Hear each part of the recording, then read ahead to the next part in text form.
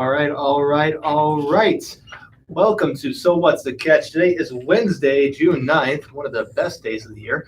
And we're kicking things off with Julio Jones getting traded from the Falcons to the Tennessee Titans. Did this get made official yet? Yes, it did. Because I saw there was a lot of the story kept changing over the weekend. So what can AJ Brown do for you? AJ Brown. But I'm looking at Titans. I'm looking at their offense. I know a lot. We're getting really excited about everything because you got AJ Brown, Julio Jones, Derrick Henry.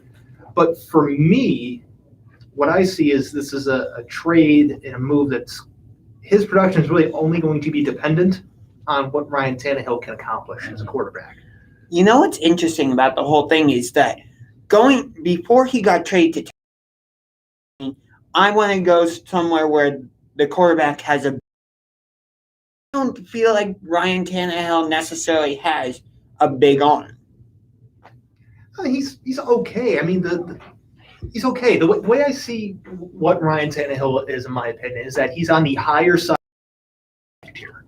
I agree. He's a guy that he needs a good supporting cast around him, a good system around him. That system in Tennessee is basically just hand it to Derrick Henry and have him bowl people over. Which is nice to watch. I would say Tannehill is better than Baker, yes. Yeah, as of right now, I would say Tannehill is better than Baker Mayfield. It might work out good, but I don't know too much about football. I know Julio on Madden, he's a deep threat. Yeah. So I see why he wants a quarterback with a big arm just to get that ball down the field. You know what I wonder about, though? Is Tennessee has always built themselves on being a run-first team. And now you have two big-time wide receivers. So are they going to have to change their identity at all? I don't think so, because I'll get into this. I guess I'll get into this right now. But you look at Tennessee's construction. They have a quarterback who's in the average tier of quarterbacks. You have a dominant running back in Derrick Henry, and you have two receivers in Julio Jones and AJ Brown. They've basically just copied the Browns' roster construction and did their own version of it, because the Browns have a very similar construction. They have a quarterback who's average. They have a dominant running back, Nick Chubb. They have Odell. They have Jarvis. And so it's just basically but you think about it, it's just their version of it. So it's not like they're copying them. It's basically the same type of offense, the same type of style, and they run a very similar scheme. Now that scheme and those play calling may change a little bit now that Arthur Smith is no longer in Tennessee. He's the head coach in Atlanta, coincidentally enough. So it might be a little bit different, but I can't imagine them straying too far from what got the team to where they are currently. How's their O-line and D-line? Their O-line is not as good as Cleveland's, but it's not bad. I'm surprised they went out and What was that? Is it winnable? It's winnable. Yeah. I'm surprised they went out and traded for another wide receiver, because it's Tennessee's defense that's more of the issue. The thing that I was most interested about with this trade is that actually Tannehill had to restructure his contract to make it work. And that's just not something you see. Like, you still see it, but the players that are willing to do that, to me, always seem like team players. Mm-hmm. So you have to have that he's mindset. Investing in the team. But we don't really we haven't had that yet. We haven't. We haven't had that yet. I think some of those moves are coming up Probably on the horizon. But Say that again? He's restructuring his contract. Yeah. So Who would restructure his contract on the Browns currently? I'm looking at two key people, and that'd be Jarvis Landry and Odell Beckham Jr. Do you think Nick Chubb would be willing to restructure his contract? He has to get a new contract first, and I'm not sure he's going to get a new contract. That's a different story for a different day. Did anybody see Julio landing here? That was a topic of discussion. I never saw it happen. In my head, I had two scenarios. I've had the Patriots or the Packers. Only because I thought if it went to the Packers, they could try to get Rodgers to come back. Mm-hmm. Yeah. And Patriots, I just saw he was coming off injury. The total Patriots move, right? Yeah, it makes sense. As far as both quarterbacks got big arms. Yeah, as far as the Browns are concerned, well, Patriots. As far as the Browns are concerned.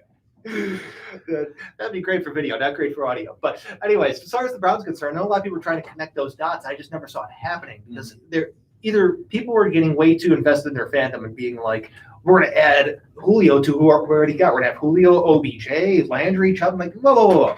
If you're getting Julio, you're getting one of those guys. Right. Number one. Number two, even if you were to swap those guys out, did you get better?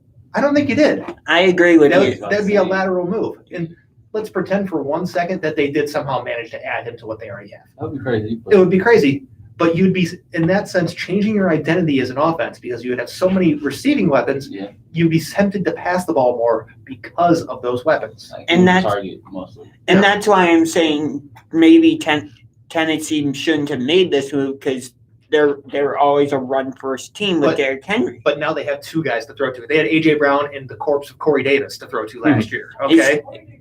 Corey Davis is trash. Is he good? So you think he'll revive his career with Zach Wilson in New York or New Jersey? I don't think anything's going to happen with there. But let's look at the AFC now because, I mean, honestly, the Chiefs are still at the top of the AFC. Does this put the Titans in second? No, Buffalo is still in second to me. Okay, where'd you put the Titans then? Titans, I would put them, like if I had a 3A, they would be 3A. Browns would be 3B. Who was this again? Kansas City? Kansas City. Buffalo? All right.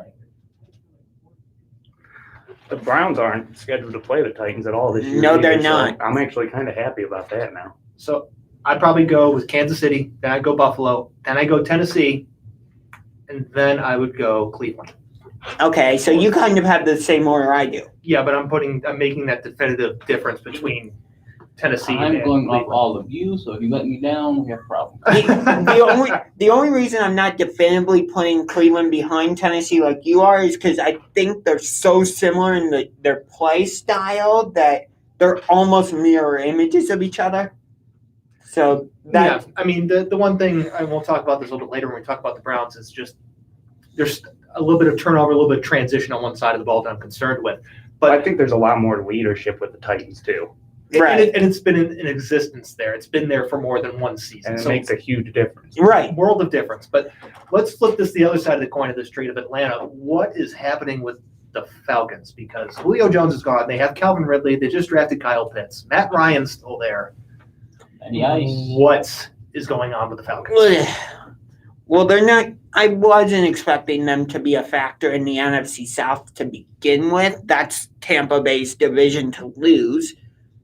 But I'm now, just going to win. So now that Julio's not there, honestly, I wouldn't be surprised if the Falcons finish in last place in the division. Rebuild year. you go last Well, that's place. the thing. I don't think that the Falcons messed up necessarily by trading Julio Jones. I feel like they messed up by not also trading Matt Ryan Mhm. and a bunch of other people to get that full rebuild. You're right with the full rebuild idea, but this doesn't. They need to continue the roster turnover. So I think what could happen, and I think this is maybe what they're waiting out for, is we all know some quarterback's going to have a season-end injury in preseason. It's going to happen. Yeah. Or they'll find a quarterback needy team, Green Bay, that needs to get someone to pony up the capital to get a quarterback to maybe keep them in contention, or if they think that's the difference between them and getting over the hump. Jordan Love has not gotten good reviews for anything he's done, and honestly, I think his presence alone is a distraction because of how much it angered their franchise quarterback. Well, that's why he wants out at this point. I mean, it's a lot of things, but that started the fire. Yeah. I don't know. I see you making the Billy Joel reference. By the way, AJ, didn't you have something you wanted to point out about Yes, Chirk while he's in there um, making Bruce Springsteen references? Because Billy Joel. Billy Joel, whatever. We were in class together. He didn't have these on. Now he has on shades. He has on What's shades going in the on, Chirk box. Yeah, why are you wearing shades? You wear Hey, your hey. sunglasses at night? He does, Corey Hart. Hey, Oh, he's okay. he's All right. he's keeping it cool. Yep, Chirk's keeping it cool in the Chirk box. we like it that way. All right. All right, As so long we as got- you're happy. we We got- have every Wednesday though. Yeah, that's gonna be your thing moving forward, Chirk. Yep, Yes. keeping it cool with the shades. Now it's the thing. If you take them off, we will call you out on it. You have backed yourself into the corner of wearing shades. Real quick, any other team besides Tampa or LA that's going to be relevant in the NFC? Give me one team. Josh, go. 49ers, if healthy. Other than the Rams. You- Other than Tampa or the Rams, who in the NFC is going to be good?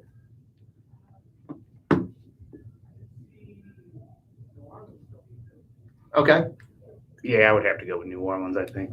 Also, New Orleans. Okay. I'm going Dallas because I believe in my man, Dak Prescott.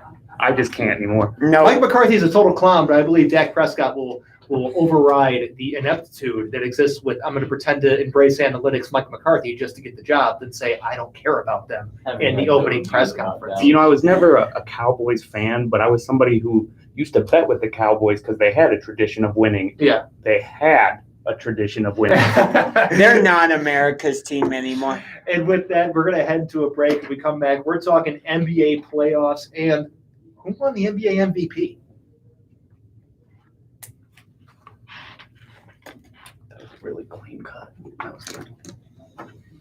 Yeah, really clean shaven right We're still live on my YouTube channel, so just so you know.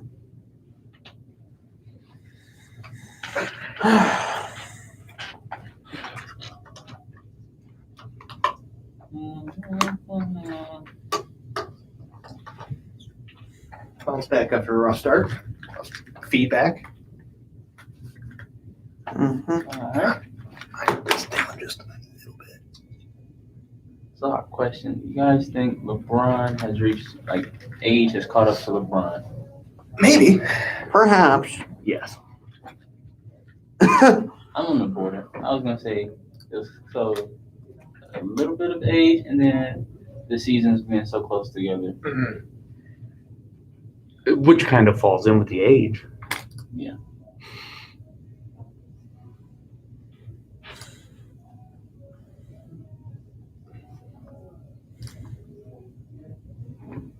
The older you get, the harder it gets to recover. I know that. Oh, absolutely.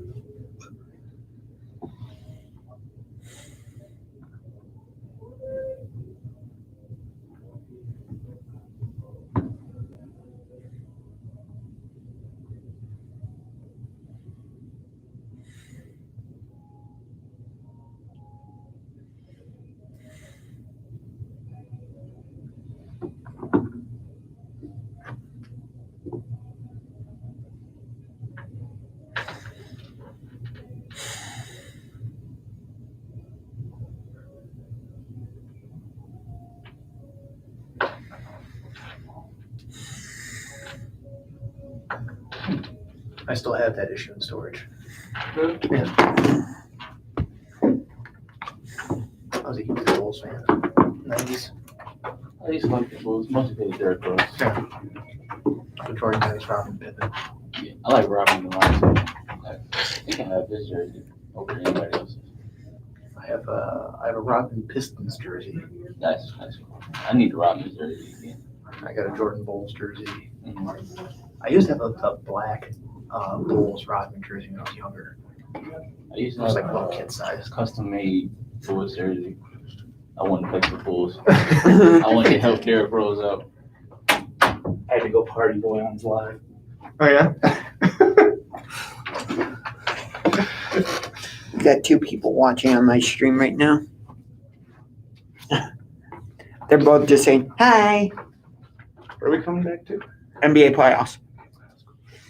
They have an interesting question about one of the teams. Yeah, I'll do a quick rundown of what's going on here first. Okay. Right.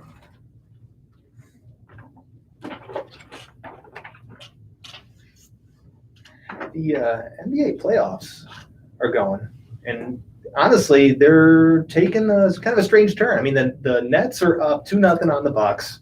The Sixers are 1-1 with the Hawks. The Jazz are up 1-0 on the Clippers, and tonight the Suns are playing their second game against the Nuggets as they lead that series 1-0. But speaking of the Suns, that's what we're going to start with because they knocked off the Lakers. The defending champ. I am not sad to have this playoff without those two. I'm not either. I think I read somewhere that this is going to be the first NBA Finals matchup since like 2010 without the Spurs, Warriors, Spurs, Warriors, Heat, or the Lakers.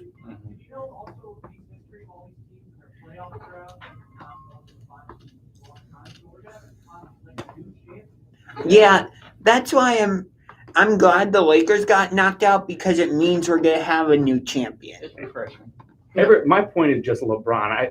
It was great when he won here in Cleveland, but ever since that happened, I've been so tuned out on any of the NBA playoffs after that because it's a foregone conclusion for those couple of years. Yeah, how it was going to end. Pretty much. And last year, I'll be honest, I was rooting for the Lakers last year.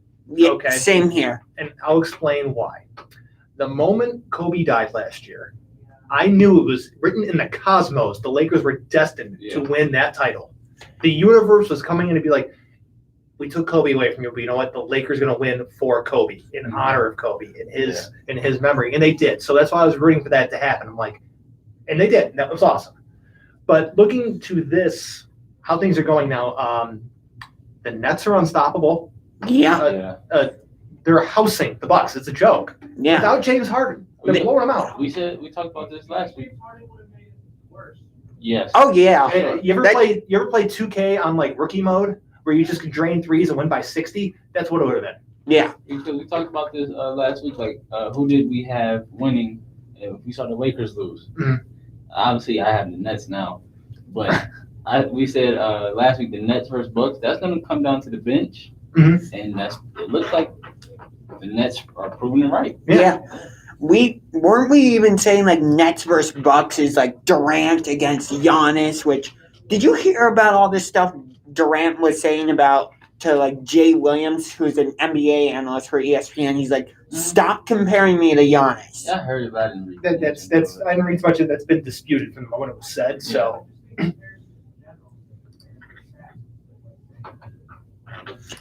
yeah, but so I want to ask you guys a question. So have you guys seen what the Hawks are doing with Trae Young and all that? Mm-hmm. How much fun would that be with a series between them and a healthy, prime Steph Curry and the Golden State Warriors? I'm not asking who would win, but would you enjoy watching that series? no, and here's why: the Warriors would beat them by 60. Yeah, I kind of, but like, because I feel like the Hawks are like a younger-ish version of the Warriors, just because Herder, Trae Young, and then I don't know who is Draymond on that team, but yeah. I would say John Collins is probably Draymond. Yeah, that'd be a good series, but Warriors will win.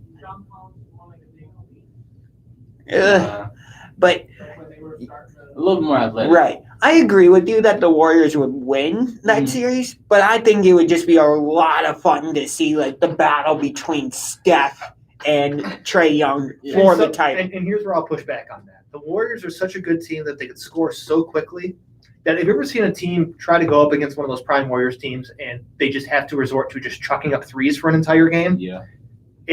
That type of game sucks. It is horrible to watch. Because you're playing right into what they want. Exactly. You're chucking up threes, you're missing them, and here's what happens. Oh, look, Klay Thompson on a fast break for an easy layup, or a pull-up three, and he drains it because he's Klay Thompson. Yeah. That's a fair argument. I totally understand. I'll be honest, like this playoffs it's kind of been fun for me to watch just because like I know nobody's about to get blown up by like 60, which Except for right now. Yeah. We know which team. But Yeah. like I was watching the Clippers Jazz game, that was very entertaining. The Nuggets games are entertaining. The Suns are entertaining. It's just fun to watch. All the games have been entertaining again. Yeah. Yeah. Even the play-in ones. You know who's looking real good is the Suns. Yeah. Yes. They look scary. Okay. Mikal Bridge. Okay, I'm actually going to give Chirk a little bit of credit because Bridges played well in game one of that He was series. balling out. So for game one of this series, okay, don't push it. No. Oh my God. Okay, Chirk, stop. Just stop. All right, so. No. Always, forever from Chirk. Let's look at the other team that the Suns are facing. That'd be the Denver Nuggets. More specifically, NBA MVP Nikola Jokic. Now, Yes. I am actually surprised they voted for Jokic. I'm not. I like it. I think Jokic is a very good player. I'm not Mhm. taking anything away from his ability, but he is boring. And I think that they wouldn't vote for him because he's a boring player. I can see he's kind of bored. He's like my favorite center in the Yeah. league. But I see where you say When's, Yeah. I mean, when's the last time a true center won? that was Or Shaq. two big men? I want to Yeah. say Shaq. That was Shaq. Shaq was the last center to win it. Yeah. On your note about Embiid, Chirk, I think I saw that Embiid only got one first place vote. Yes. Derrick Rose got one too. Yeah, Derrick Rose got Oh, one. Jesus.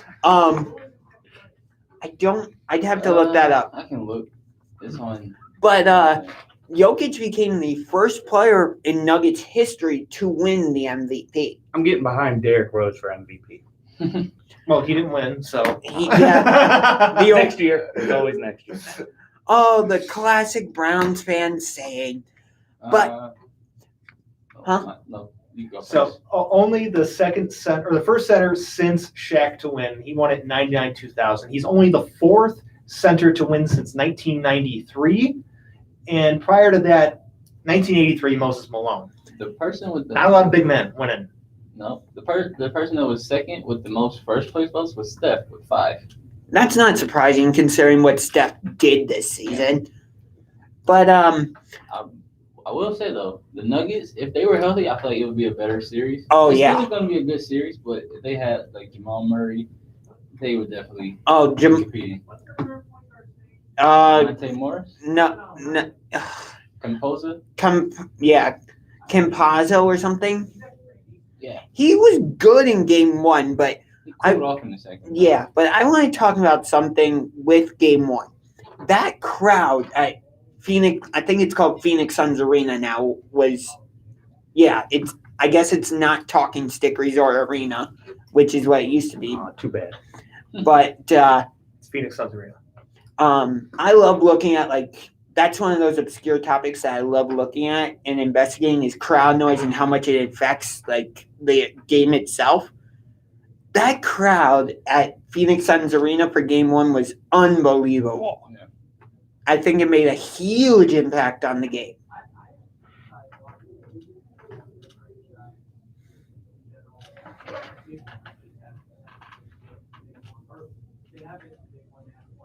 Right. Yeah, they have a couple moments where the team's relevant, then a long period of time where they suck. Yep. Who do you think's winning tonight? Phoenix. Phoenix. I'm going Phoenix. In a close game, though. Close. It comes down to the last shot or overtime or something. It's good. Yeah, I'm going to say it goes to overtime. I feel like they should. He's got game. How many playoff minutes has he played so far? He played like 1 or 2 minutes of the first game. So I want to go back to the first round for a second because Denver eliminated Portland. Thank you. Now, Portland let their head coach, Terry Stotts, go after 9 years, I think it was. And so their superstar point guard, Damian Lillard, said he wanted Jason Kidd. But Jason Kidd said that he doesn't want the job. So who should the Trailblazers hire to be their next head coach? You. Well, that's just not realistic. I'm like kind of where I feel it's going to be a big free agency this summer, so I don't know. You're probably gonna want to jump over here. If you say Mark Jackson, I'm gonna backhand you. I'm just All right. gonna watch. I'm just gonna stay silent then. Here is a suggestion that I just thought of. Becky Hammond. That would be good. I like that move. What about Chauncey Billups or Sam Cassell? Do you like those moves? No, Not so really. much. But Becky Hammond's she's been in San Antonio. She's learned from one of the best coaches ever. Exactly. So And Portland needs kind of a little bit of a reset, a little bit of a shuffle. And I think she's the right person to handle that kind of shuffle. especially if Portland gets, I feel like they're one piece away from to keep advancing in the playoffs until the first round exits. Mhm. If they get a solid wing, I feel like they'll be good. Because I know we're going to talk about Kemba later. Yeah. I feel the same way about the Celtics. They need more pieces. Yeah, And I said this a couple weeks ago when Lillard dropped his 55 points, but how is it that Dame Time can drop 55, a record-setting 12 three-pointers, and the Trailblazers still find a way to lose? That's not acceptable They to don't me. have depth. They don't have depth. They traded away like 2 players earlier in the season. To me, that's not forgivable. No way. They just don't have depth, and that's what it is. They need to do a little bit of a shuffle or a reset of the franchise. Some of their players on their roster, I know there's been rumors about C.J. McCollum, and he might be on the move. I think maybe moving him might actually clear things up for some other guys like Dave, like whoever else they bring in this summer to improve the roster, and whoever that their new coach wants to bring in as well. But right now, we do have to hit a commercial, and when we come back, we are continuing Jeremy's now famous football quiz.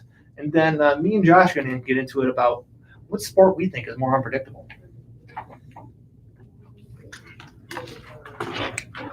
The Trailblazers, you're off, right? Yeah. Okay, they said if they gave up Damian Lillard, they would want AD. I want to win the lottery. Yeah. It sounds fair, but That was a good discussion. also the Mavs said they will be closely eyeing Kawhi Leonard. Yeah. I could he goes to Portland if he loses at Jazz. Closing my laptop for the upcoming football quiz. My laptop has to stay open because I'm running the live stream. You're not in front of it, so you're good. So, as we probably already knew, Not this isn't streaming. airing. Figured. And I just went because I made sure that everything he tried to say that Charlie wasn't doing, he's doing. So it's not Charlie for It's- once. But Yeah, you got the mic talk. It's all on. It's locked. Sam's is on. You have it the right. can't- Yeah, it's the computer. Yeah, but we have it live streaming here, so we're good. That's fine. I really. I'm frustrated being told that we're wrong about that. Oh, I've known since day one that we were correct.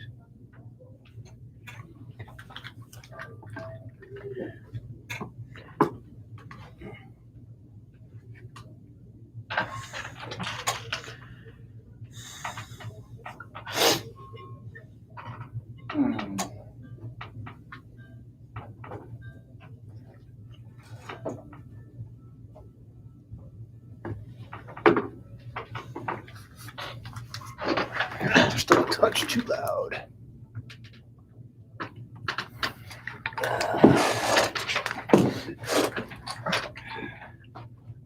You got a minute then. Yeah. Yeah, I think free agency is going to be big this year. NBA? Mhm. Of course.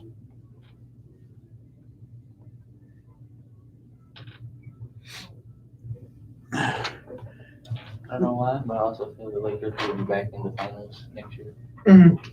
Depends on what their roster looks like. Because I know they're definitely going to get some reinforcements. Oh, yeah. If they get the right reinforcements, I agree. But I'm on a wait and see about that.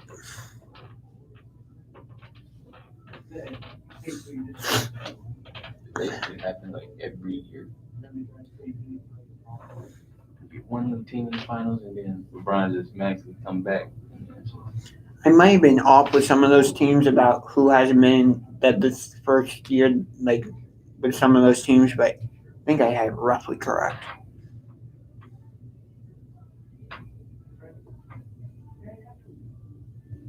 What was that sound? I don't know. It's feedback. I really don't know why. You guys don't mind that we're doing a live stream on my YouTube channel, do you? No. No, the only thing for me, I just feel like I have to talk now. There's a bunch of dead air on there. You should want to talk anyways. Yeah, I want to talk, but I just feel like it's dead air on there, and then if I stop, there's dead air on here. Hey, Kramer, bring us in from break on this one. How many questions do you want to do on this? Want to do first to 10 again? Yeah. Yeah, actually 11. First Okay. group, we're going to 11 total or 11 questions. 11 questions total? Or has the most? That's what's left. Sweet. Okay. And then we'll go Who's your into money on? our little running war. Who's your Yep. money on? Who's your money Oh, on? of course. Hello and welcome back to So What's the Catch? And go ahead there, Chirk.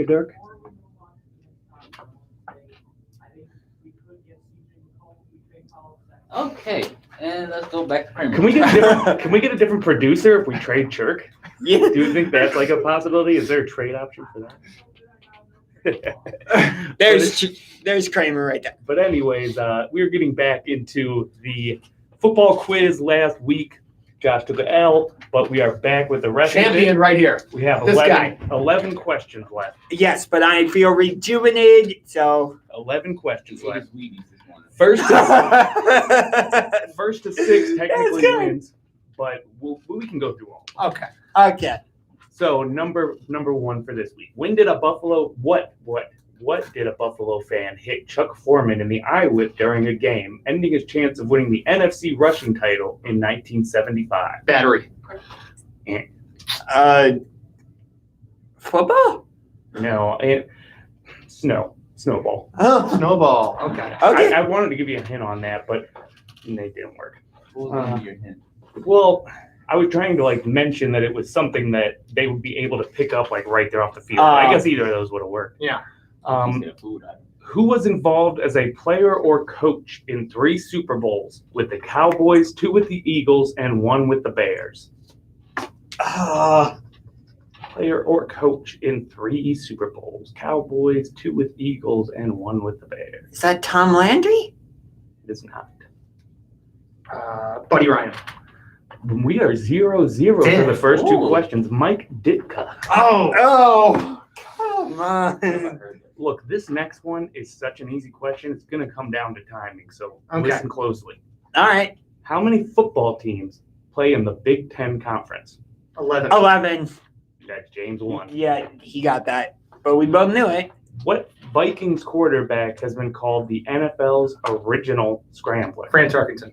I actually did not know that one. What nickname did NFL great Lance Allworth share with a Disney movie title character? Cinderella? You got the right idea, but no. Am I not allowed to guess again, or? We'll allow it. We'll give you a handicap. Any guesses? Snow White. Bambi. Bambi. I was about to say Hercules. How many years must a player be retired to be eligible for the Pro Football Hall? 5. You are correct. So I got 3-0 so far. What was Miami quarterback Bob Grease, the first NFL football player to wear in a game in 1977? Headset. No. I don't know on this one. No, it's not a phone. Pager. It is not a pager. So I think that might even been before pagers. 1977, first NFL player to wear it in a game. So just guess out. What would an NFL player?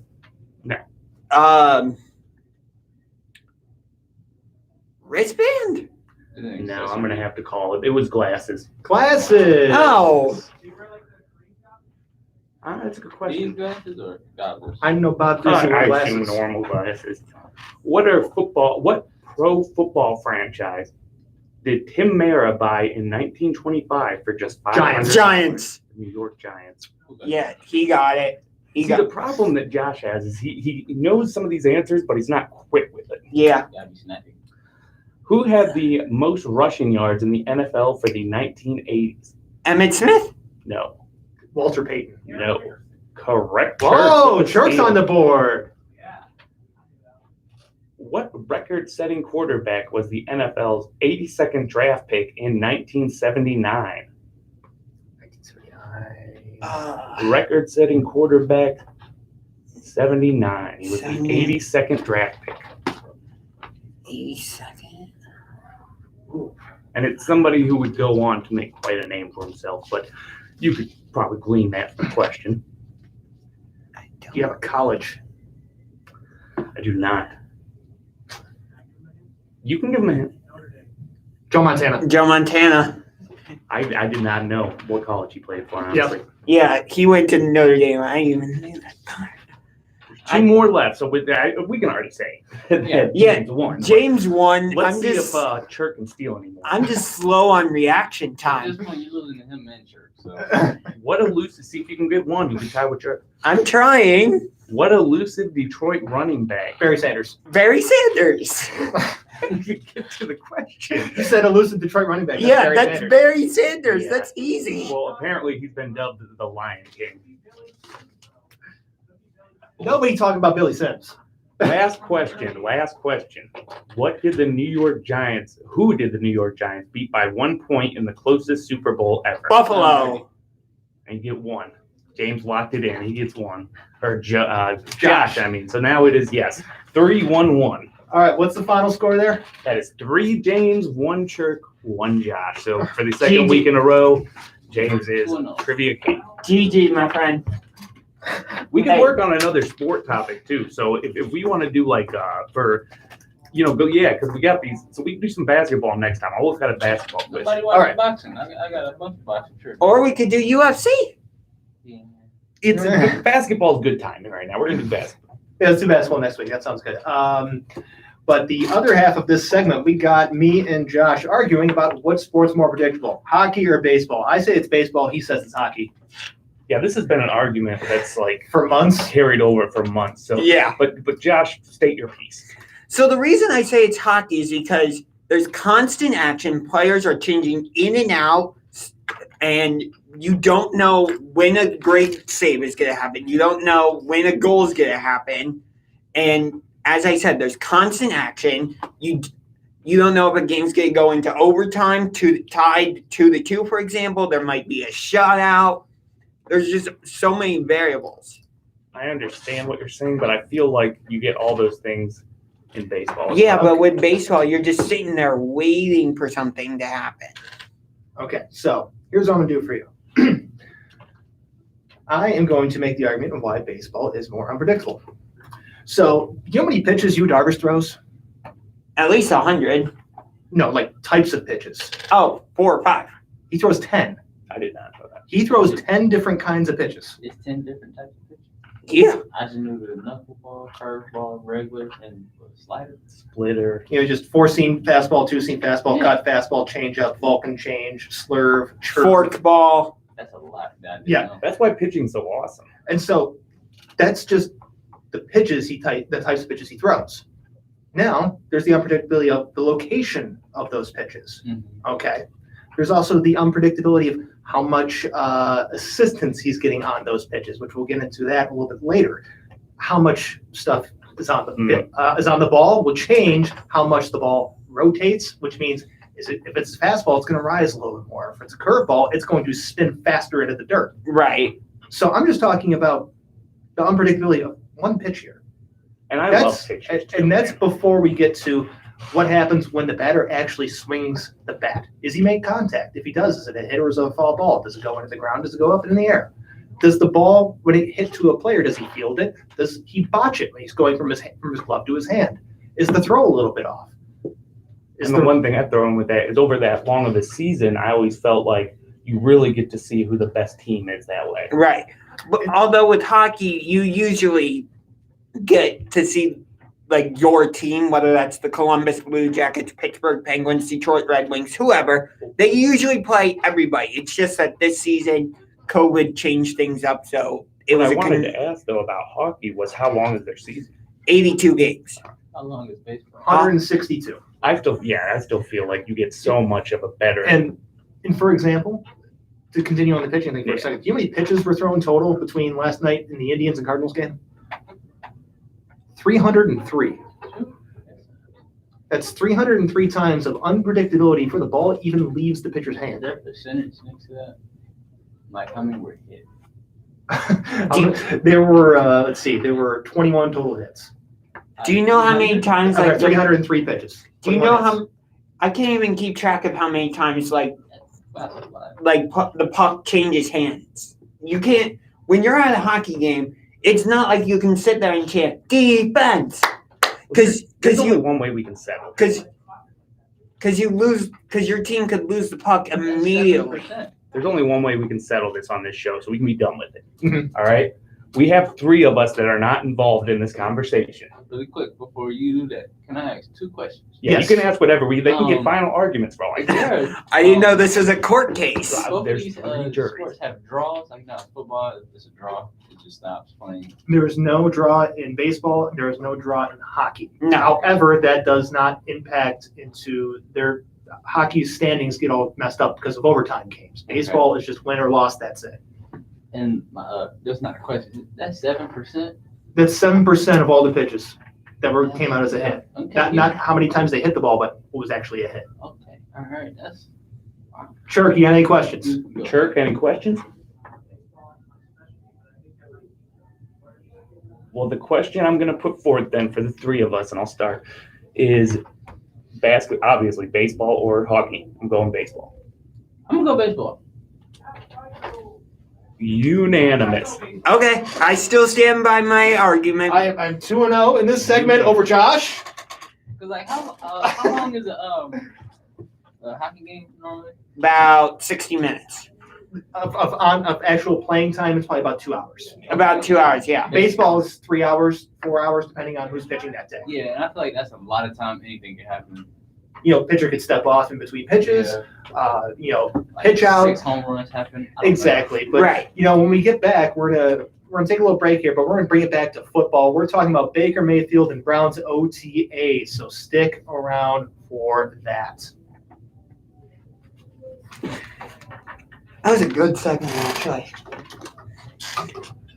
I think we're both right in our own way, but you know what I mean? All right. know. You are We'll be back in 15, 20 minutes? 15 at most. Okay. I'm 0-2. Oh well. You win some, you lose some. I'm the champ. We got one more quiz though. Yeah, one more. I gotta pull up those. All right. Here's your chance to win something. You'll find out. I just want to be guessing right now. No, see, that's why. I think we're just both right in your own way, but they voted your way, so I will accept it. Cool? Cool. That makes you feel better. Hey, I'm not like discrediting baseball. I just see it a little bit different. That's all. I'm pulling up all the information I need.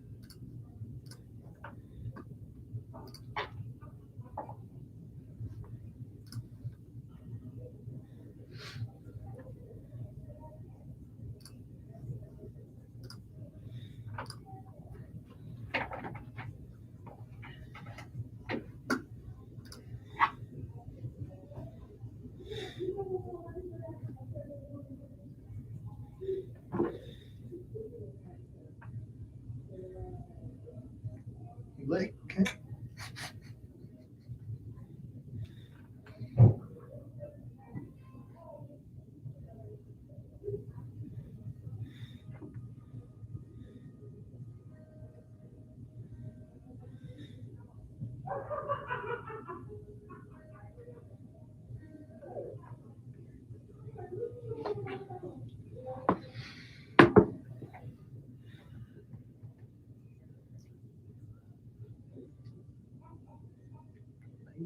Captain's baseball.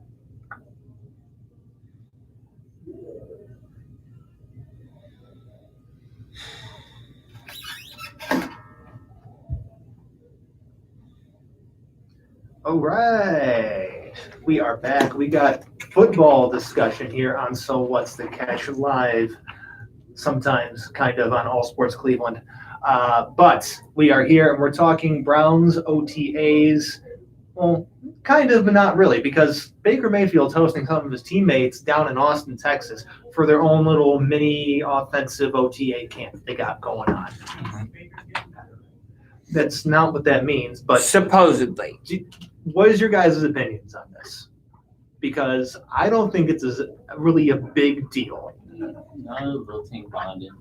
Yeah, it could help him improve his chemistry with some of his receivers, but other than that, nah. Chirk, you're having the time of your life in there. Is it the whole team? Or?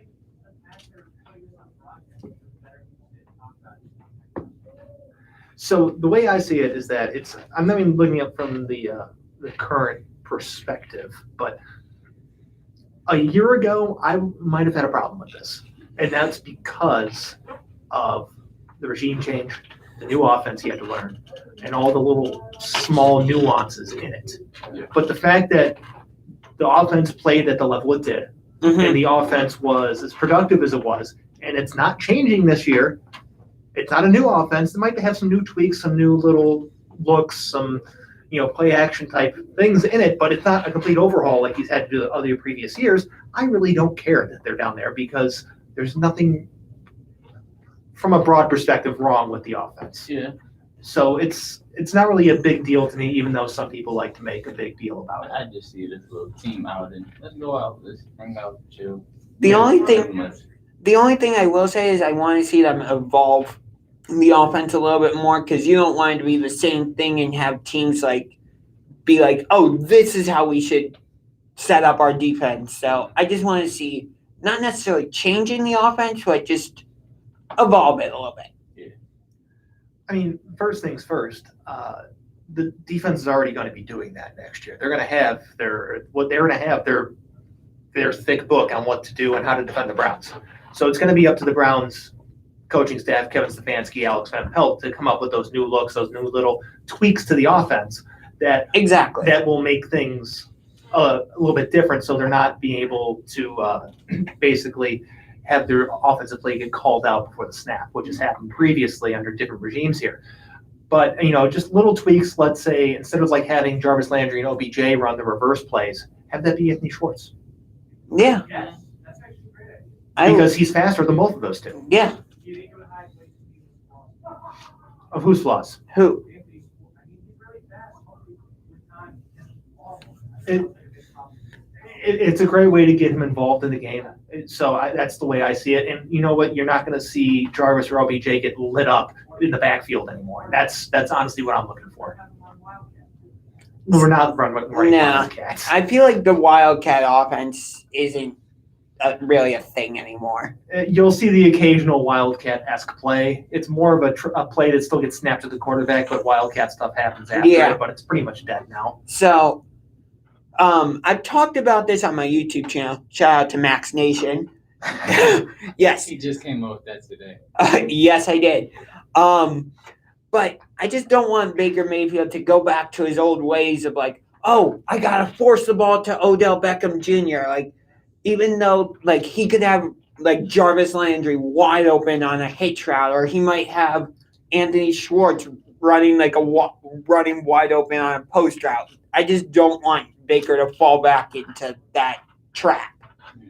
And not to be too picky, but I'd rather have Schwartz be running just go routes. Give me the 9 route, because post route, I get your example, but I'm still not confident in Baker's ability to read the coverage downfield. So go route, you just throw it deep, and hopefully he throws it past the safety or the deep coverage. Right.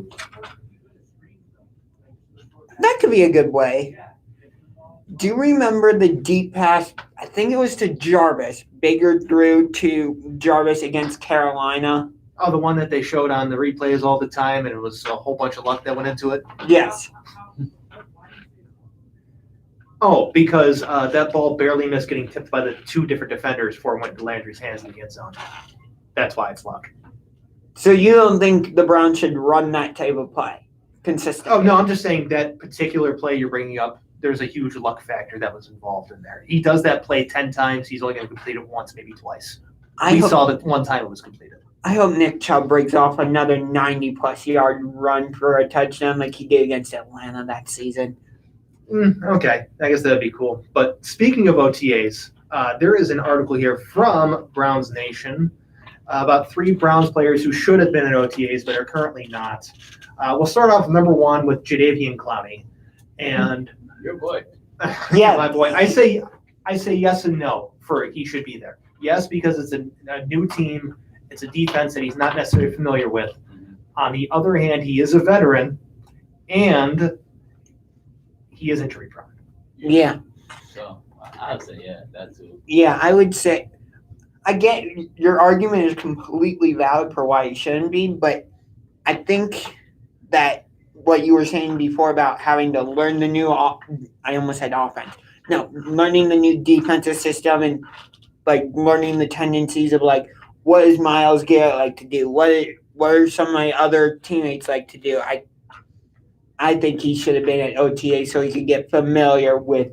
Even if he's not even participating, just being there to see. Exactly. I would be fine with that. But participation would be a different story. Agreed. The number 2 guy in this list is John Johnson III. This is nothing, honestly, to me. John Johnson is an elite safety. He doesn't need to be there. I mean, I'm not really worried about the ability or impact of John Johnson this season like I am with Clowney. I would just say same thing again of like learning the new defensive system and familiarizing yourself with the teammates. But other than that, no. So the 3rd player, and this is one who I think needs to be there and getting a whole bunch of time in working in, and that is Takk McKinley, because Takk McKinley has basically done a whole bunch of nothing up to this point in his career. And he does have injury issues, but you know what? He's not someone who has the luxury, in my opinion, to skip OTAs. He's someone that needs to be there, make an impression on the coaching staff, and show that he's committed and is able to actually play NFL football still. Right. Because he failed multiple physicals last year. Mm-hmm. He wasn't the number 1 overall pick. That was Clowney. Yes, he's not showing the talent that was worthy of being a first round pick. Okay, I see what you're saying now, Chirk. You're No, okay. you're fine, Chirk. I just misinterpreted what you said. Keep it cool, berserkers. So we got Max Nation and Berserkers. Okay. All right, so we actually took this one thing off the rundown, but I'm going to throw it in there now because that went a little bit quicker than we thought it was going to be. But something that was on here, and that was the only record that Patrick Mahomes has his eye on, is going 20-0, and I just think that's nonsense. Yeah. I don't see it happening. But I feel like he just said it. And they're obviously going back, trying to go back for the Super Bowl. But Yeah, he just wants to go back to the Super Bowl, but he just wants to be better than the 72 Dolphins. But he has to. The Chiefs have to play the Browns. They have to play the Ravens. They have to play the Bills. They have to play the Titans. They got a tough schedule. Yeah. Perfect every game. It's perfect. And even one of the teams that I think the most recent team that we thought that was actually going to do it, the 07 Patriots, they still couldn't even do it. Yeah. But I think part of the reason they couldn't do it is because they played the Giants in the last week of the season. So New York was able to get a good look at what the Patriots do. And they were able to use that in the Super Bowl. Maybe, but looking at the Chiefs and how their team's constructed, they can throw up a ton of points every week. But can their defense stop anybody? That's the problem, is that eventually you become exhausted. Yeah. See, the difference between what the Chiefs do and what the Patriots did, the Patriots ran up the score because of the way Bill Belichick coaches his teams, and he wants to make sure his team is prepared for each and every moment that could possibly arise. That's why when they're up by like 40 points during like the height of the Tom Brady, Bill Belichick era, you would still see them going forward on 4th down, 4th and long on their own 30-yard line, because they know that at some point in time they're going to have to convert a 4th down on their own 30-yard line. He wants to make sure his team's ready for it. With the Chiefs, that's not. They're just throwing up points to throw up points. I really don't see the same type of, I don't want to say attention to detail, but kind of attention to small details like that Right. Belichick and the Patriots did. Yeah, Running through those scenarios. that could be because of the coaching style of Andy Reid, though. Andy Reid's not the same type of coach Bill Belichick is, because as you said, Bill Belichick's very detail oriented, and like we got prepared for every single like situation that might come our way. I don't see Andy Reid as that type of coach. What's up, Chirk?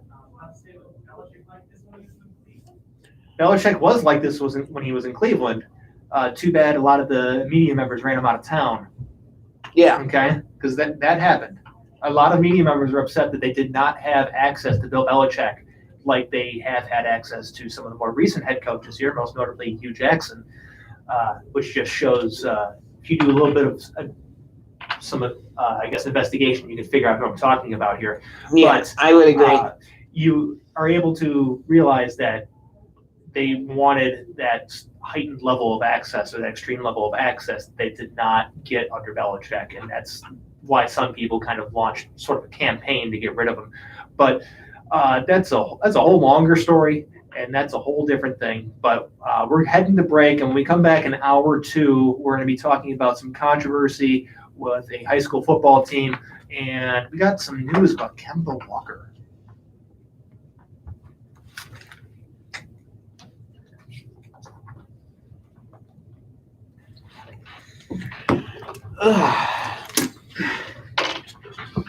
Grant Williams just got hit by a car outside of Boston.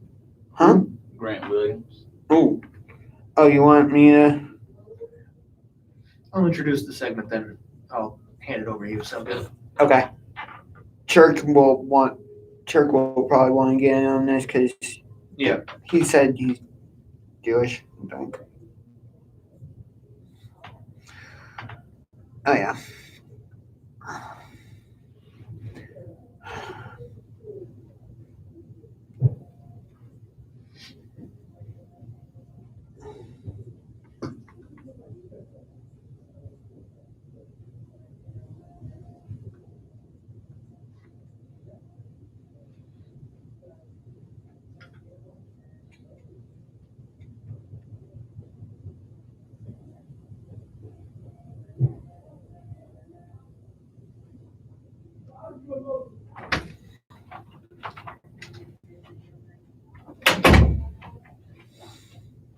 We're coming back with the high school football coach story.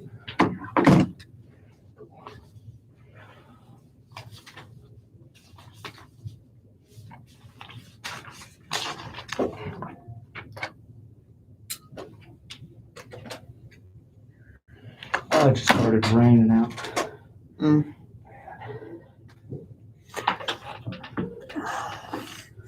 We got about 2 people watching on my stream.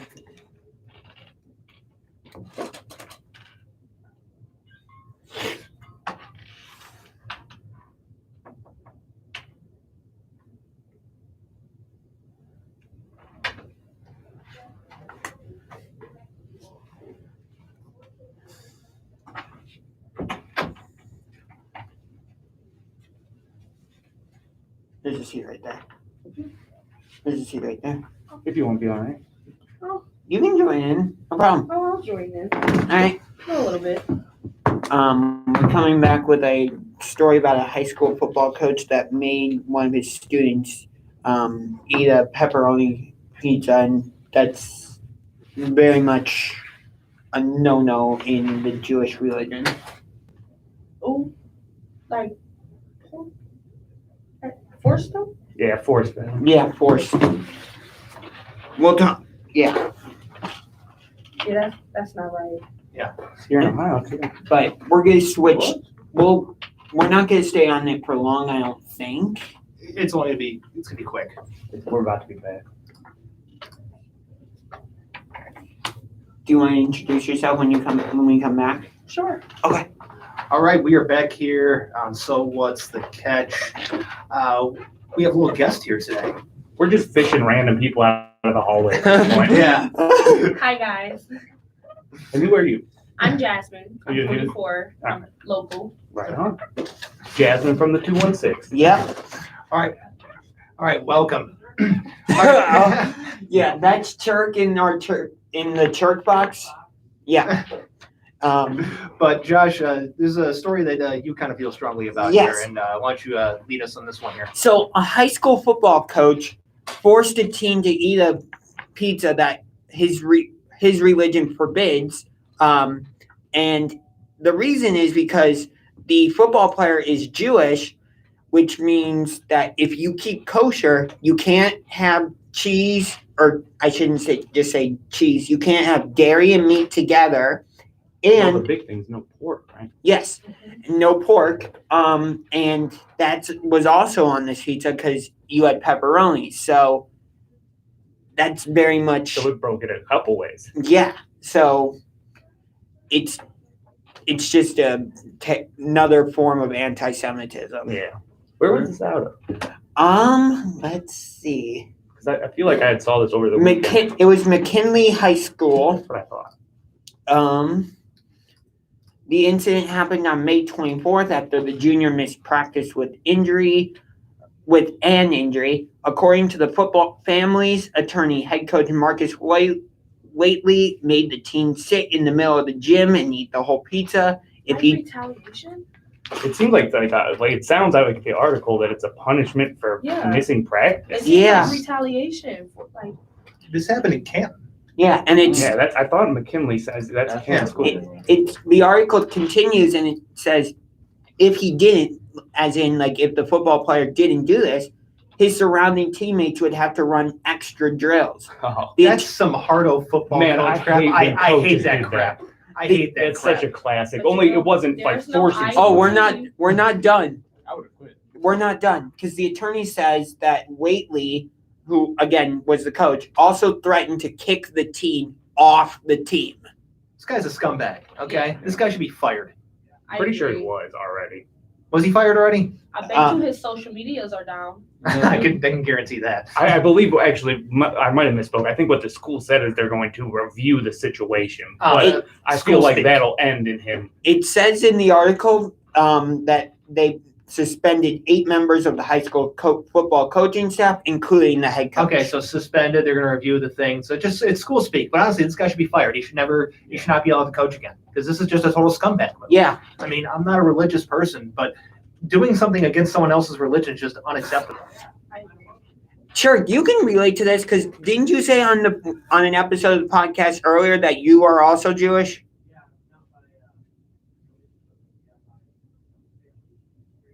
Well, what do you mean not by religion? I think he's saying he's non-religious. Oh. He's a non-religious, Okay. non-orthodox Okay. Jewish thing. I was you I'm just clearing had, everybody It else. is Charles. yeah, you just had me confused. Like I consider myself culturally Jewish and religiously atheist, but still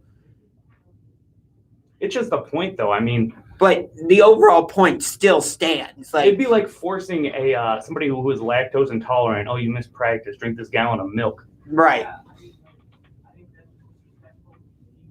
I watched that new movie over the weekend, The Conjuring, The Devil Made Me Do It. If people watch these movies, I bet you there will be a lot less forcing going on. Mm-hmm. That's a good point.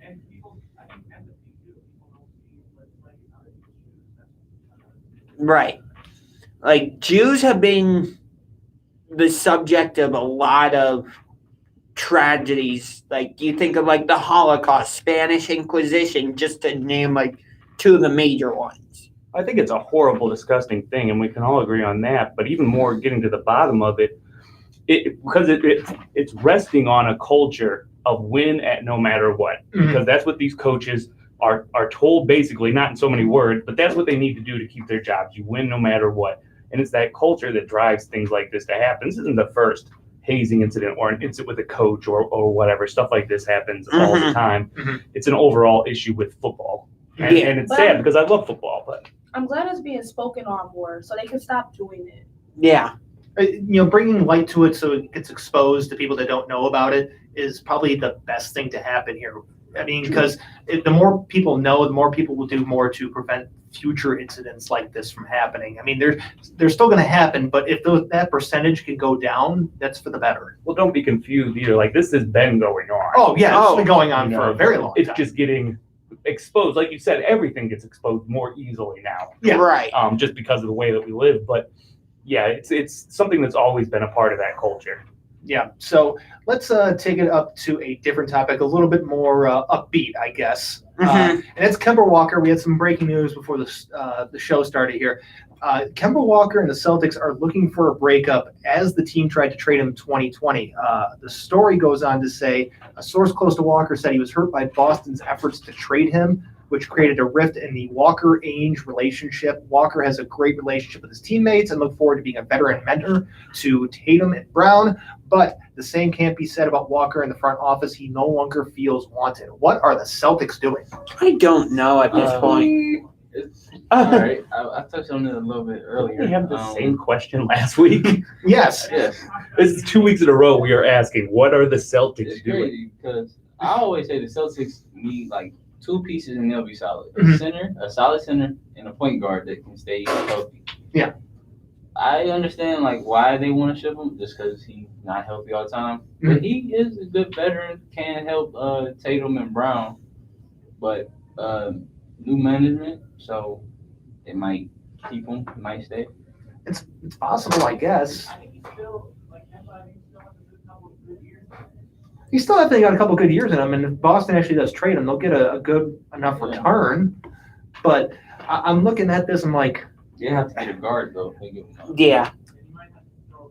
you just see all the non-moves by Boston, and now they're stuck with Kemba Walker, and they're going to try and trade him. It just seems like one step forward, two steps back There have been with what they're going on. there have been so many moves with the Celtics where it's like, why did you not try and make this move? Like they had an opportunity to get Kawhi Leonard at one point. That didn't That would've been happen. nice. That didn't happen. They had opportunities to get other big name players like Anthony Davis. They didn't do it. Are you a Celtics fan down there? Me, Yeah. this is where I got lost in the sports. I know the name, but I do not know the player. Well, just what are your overall thoughts on the Boston Celtics, though? Boston Celtics, my friend is a crazy, what is his name from here? He transferred to the, Tristan team. Thompson. That's why I'm not going to talk about the sports, because I'm lost. I get lost a little bit, but ultimately, I used to have like a little Boston Celtics jersey, the shorts. I used to be a tomboy. But now that I'm older, I'm a girly girl, and I don't even remember. Yes, I remember that. I only watch when it gets to like playoffs. Okay, which And I jersey was it, remember. though? Which jersey? Yeah, whose jersey? When was this? This was like 2008. Oh, it was probably Paul Pierce then. Paul Pierce, Kevin Garnett, Ray Allen, Rajon Rondo. Or hear me out, Kendrick Perkins. K-Perk. Everybody loves them, some Kendrick Big Perkins. Perk.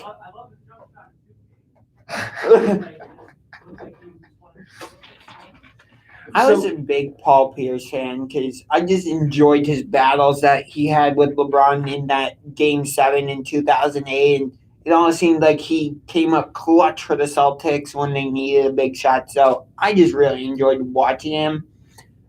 So I enjoy watching the Celtics. I wouldn't say I'm a Celtics fan necessarily. So staying back to Walker here, where do you think he ends up if they trade him? Oh my God. Yeah, I want something. Don't- I want something positive for the Cavs also. I don't know. Just not Kemba Walker. I'm I just gotta not. list the places, though. I'm just not sure Kemba would be right here in Cleveland. That's all. Why do you think everybody's coming to Cleveland? I- Whether it's the Browns Chirk- or the Cavs. Chirk, No, AJ. I think I have an answer. Chirk is a Cleveland homer. Am I right or am I wrong? Yes. No, the step above diehard fan, where you think everything's the best, everyone wants to come here.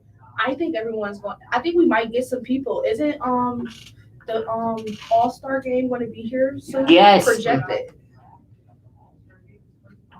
This place popping. We also You put on those shades and you think you're the coolest guy in the room. Well, you are the coolest guy in that room. I've never heard Chirk say Well, popping until the we- shades went on. Wait. I'll say it like this. wait. We also had the 2019 MLB All-Star Game here in Cleveland, which was the 90th All-Star Game. I'll say it like this. Joakim Noah said best. Who goes to Cleveland? I love Cleveland, but who actually comes here? Who comes to sports fans? Don't. Yes. but We rich are- people don't. They do. People Like, that this want is mansions on the beach. This is a not retirement coming here. vacation place. This So is a retirement home. pick one team you think Walker's going to go to if he gets traded. Mine is Dallas. Dallas. I like the idea of Dallas because I like him with Luka, so I'm gonna say Dallas. Clippers. Denver, How about you? I Pick a don't team. even know. Just pick a team. just Not Cleveland. and not Golden State. The Knicks. Knicks. Okay, I don't hate that. I don't hate that. Here's my pick. My pick is he goes to the Lakers because the Lakers need reinforcements because they got to reset their roster. So that's my pick is that if they trade him, he's going to Boston. But right now we're heading to a break. We come back. We're talking about America's pastime. That's right. It is baseball. I was gonna say the most exciting My sport. ride's out. 2 minutes. That was a nice little first Hey, time. Are you the girl that Jay tried to tell me about? Did you just get out of prison? No. Okay, then you're not who I was thinking. I've been there, done that, cleaned it up before I was grown. That actually fits. Nice meeting you Then all. they have to play make LeBron to do that. Mhm. Just score. Yeah. I wanted Cleveland to get counted after they traded Kyrie Irving. Yeah. But instead we got Isaiah Thomas. I thought we were getting Paul George. I never thought Paul George was coming here. I think that backcourt would be good if they had Jamal Murray and Kemba together in Denver. But neither one is a real playmaker. You would really have to play make from Jokic. That's the berserker of the week. He's growing the berserker cult.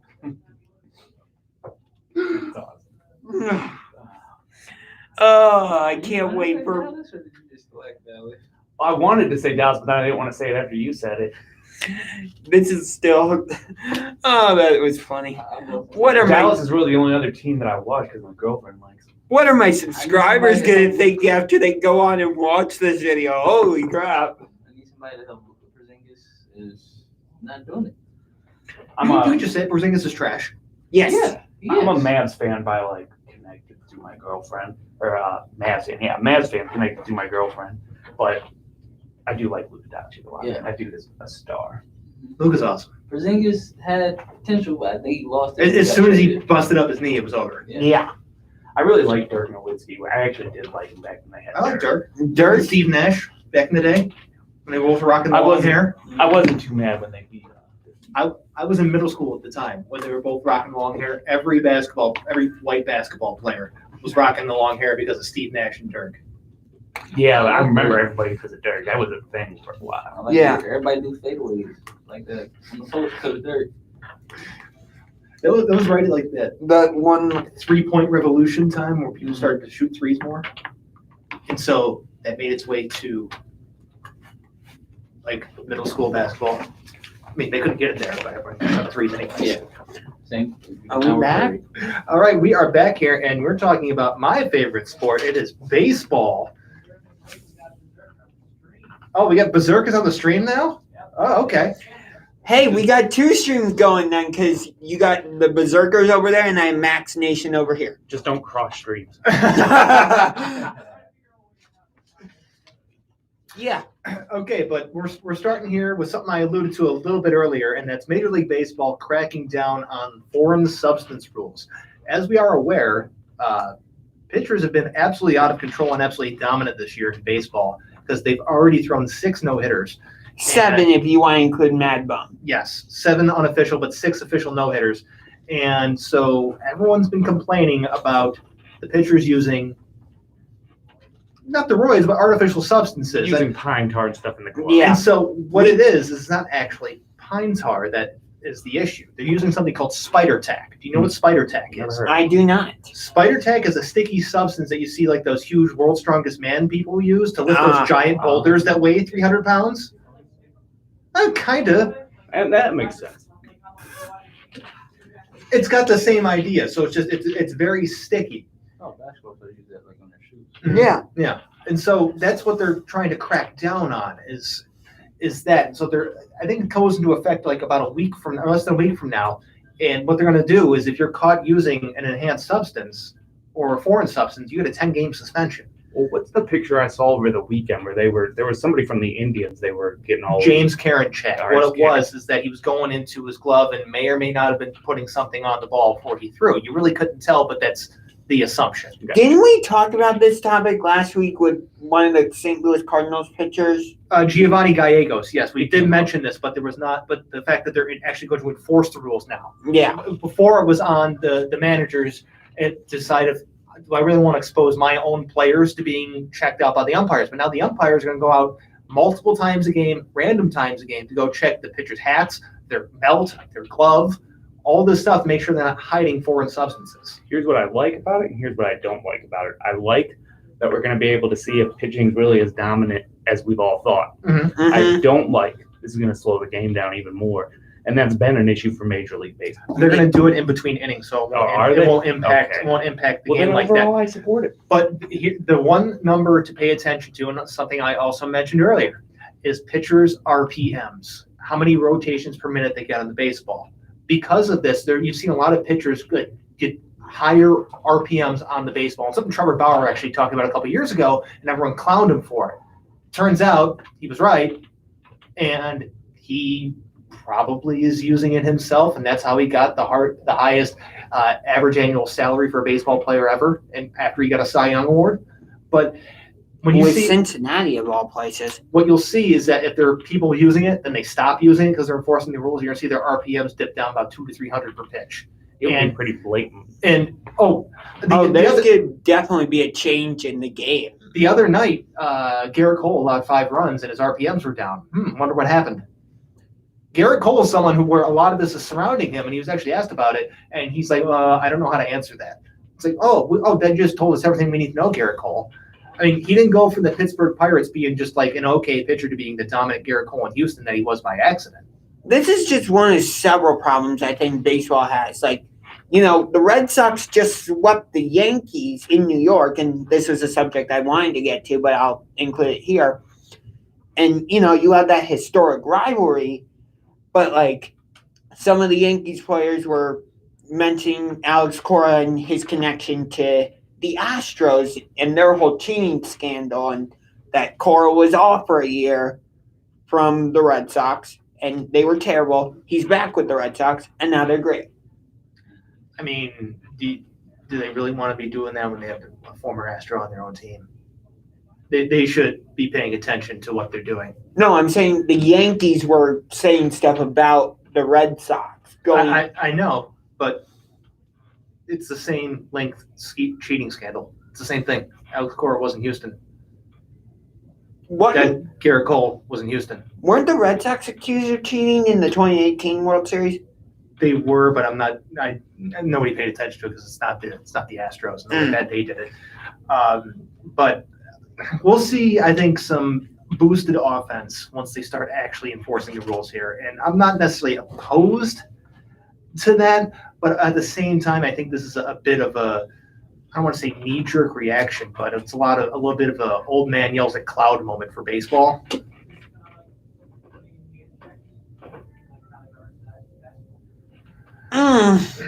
Kind of. Yeah, I would say kind of. It's more like how the NFL banned Stickum. Okay, it's more like that.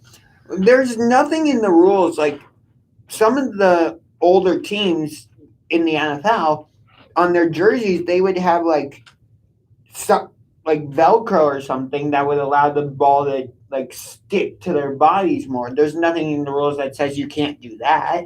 I just see it like a cat and mouse game. I mean, the players figure out tricks. They get away with push it to that line as much as they can. and then baseball pushes back, and they'll figure something else out. Well, I mean, the whole thing's always been a little bit of like nudge, nudge, wink, wink. We won't do anything if you don't, and that's how it's basically been. I mean, every time a manager is challenged or said go check the other pitcher prior to this, the umpire is like, "You really want me to do that?" And he goes out and does it, and then it's a whole thing. I would think though what might have made a difference is that, like we were talking earlier, with like the way society is now and everybody having phones at the game, that even if people were trying to keep it that way, it would have been hard. Like there's, without even the players saying anything, there's people in the stands who can take pictures now and be like, man, it looked like he was getting something out of his glove. Right. Do you guys feel like overall baseball is like the farthest behind in terms of our society? Like, I feel like all the other major sports are like have evolved to like be where our society is. But isn't it baseball that just did those gay pride uniforms? Yeah, they just did that. And I thought that was honestly a step over compared to some of the other sports. Right. Mhm. I'm just mean in general. I feel like baseball has been the slowest to evolve. Is that too much of a stretch, or? I feel like football has. Yeah, I say football. Okay, that's a fair argument. I don't consider, me personally, let me scoot away from AJ. Yeah, you might want to. I don't consider MMA a major sport like that. It's not. Not in the same league. It's getting there, but not quite yet. A few more years. I'll say at max, maybe 10. It'll probably be like close to that level, but no. It's not. I would agree with you that it's on the. It's on the right track. Yeah, it's getting there, but not quite yet. Yeah, because then you think about like how many people watch baseball from like all over. Right. Like that add in sponsorships and stuff. MMA is more of the individual people. Mm-hmm. Baseball and football and stuff is team organized based. Right. So sticking on baseball, and we're going to kick it back to the local team here. What are the Indians going to do when they don't have Shane Bieber or Aaron Savale on the mound? Because it's been pretty rough to watch. This is your story. It has been, and this isn't the first time that we've ever seen this, but it seems different this time to me. It does. In 2016, in that World Series run, we lost Carrasco, we lost Salazar, and still made it to the end of the regular season. But we just don't have the same star power we had to pick this up before. And it's worrisome. It really is. Like, this is what is leading me into really worrying about the future of the Cleveland Indians. Well, they're not going to be called the Cleveland Indians after this The season. Cleveland team. The future Cleveland baseball team. Didn't we see somewhere that they're down to like 1,000 names or something? Down to 1,000. I mean, that was a non-update update. We already knew how many names they were down to. So the way it's looking, the rotation could look McKenzie, Bieber, Savali, JC Mejia, Cal Quintrell, Sam Hedge, or what is that? Sam Henches. I never pronounce that last name. Henches. McKenzie, but you're going to need a fifth starter in there. Someone. It calls for the next 31 days. They're playing 30 games. Yeah. Yeah. So they need to get a fifth starter in there. Yeah. I have a lot of question marks about Tristan McKenzie. He got sent down to the minor leagues, had to be called up because of injuries for other pitchers, and I haven't seen enough consistency from him to say he's definitively a starter. Well, first of all, he's going to be a starter either way, number one. Number two, his last two starts have been encouraging, as he was actually pitched better in his last two starts than I think pretty much every other start this season, except for maybe one. But McKenzie he's going to have to be a guy, okay? And whether or not they have him be a starter or a short-term opener type starter, he's a starter because he doesn't have the velocity to come out of the bullpen. On a good day, he touches 96. On a good day, and that's maybe once or twice, he usually settles in about that 92, 93 range, which is perfectly fine for a fourth starter or so. But I think a lot of the build-up to McKenzie is kind of, I don't want to say make this be a letdown, but it's not quite what we all thought he was going to be at this point. And some of that's because of injuries, some of that's also because of a lack of development over some of that period of time. But it's going to be a rough stretch here for the Indians. Yeah. Pitching wise. It's been a rough year injury wise altogether too. So it's not like there's a lot of pitchers available to trade for right now. When you have teams like the Cardinals who are down 3 starters right now, and there's just not that much to be had. Right. There really isn't. And one team that would have been a prime pitching trade target or partner would have been the Giants, but the Giants are playing way above their heads right now, and they're actually one of the better teams out in the NL West. I think the Giants are a sneaky playoff contender this season. I don't know if they'll be able to actually get to the playoffs. They're a good team. They're in a good spot, but I think at some point their age and some injuries are going to catch up to them because they're an older team. Do you see any chance of the Indians making a trade? There's always a chance. I mean, always a chance, but do you see any realistic chance? I don't. Of acquiring or sending guys? Acquiring, no. I could see it. I don't want to say a soft sell, but that's kind of what it would be. I could see them moving Cesar Hernandez and Eddie Rosario as the season progresses. Because sports talk, they always got to find things to talk about. And they've been mentioning like, I bet you see a trade. I bet you see an acquirement so that they can take some of the pressure off. I just don't see it. No, that's not the way they're gonna operate. Yeah, I don't. The Dolans haven't really been that type of owner. I think it's been proven by ownership. I would agree with you that it's been proven. All right, and we're gonna hit a break here. When we come back, we're talking something I know very little about, and that's combat sports. Yeah. I'll let you lead the discussion for UFC. I'll throw my 2 cents in. Are you going to talk more about Adesanya or Nate Diaz? I'll go into Adesanya and then Diaz. All right, I'll throw him. I haven't seen a lot of Marvin Vettori, but from what I seen to prepare for this fight, it seems like both of them are stand-up guys. So I'll mention that. And, that's a rematch. So. Yeah, they're both title fights on this card are rematches. So I have some analysis about Adesanya that I can throw in, if you don't mind, anyway. That's cool that your shirt says Ali. I'm guessing that's for Muhammad Ali? Yes. No, it's for Layla.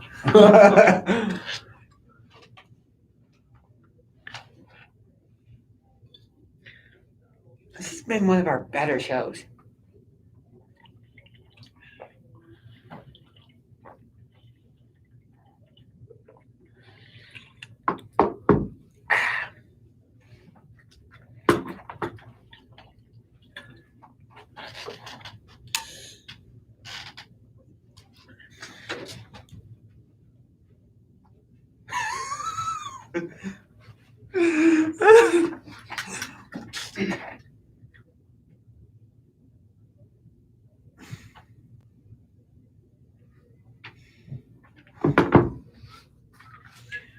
So we got Adesanya Vettori for the middleweight title in the main event. Figueiredo Moreno 2 for flyweight.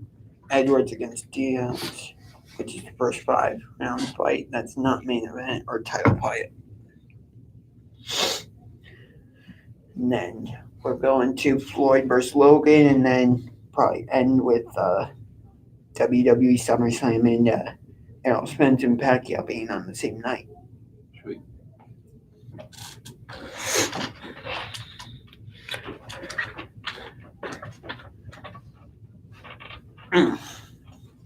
I'll let you do the hockey update for this week.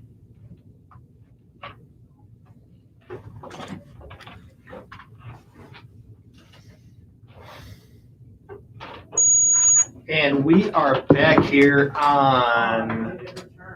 Oh, feedback came back. Yeah, feedback can go away, but we're back here on So What's the Catch, and I'm going to pass this off to AJ as we're talking combat sports. Take it away. Okay, UFC 263.